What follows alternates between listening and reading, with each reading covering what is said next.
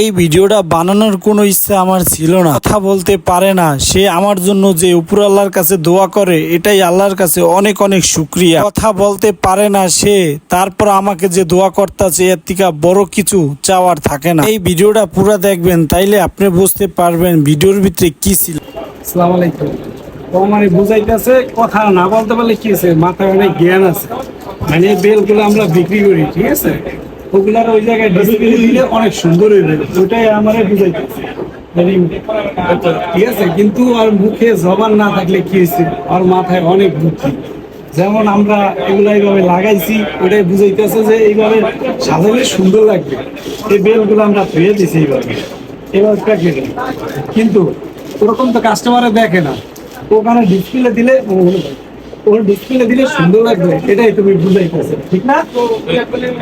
কিন্তু কথা বলতে পারে না, কিন্তু তার মাথা অনেক জ্ঞান।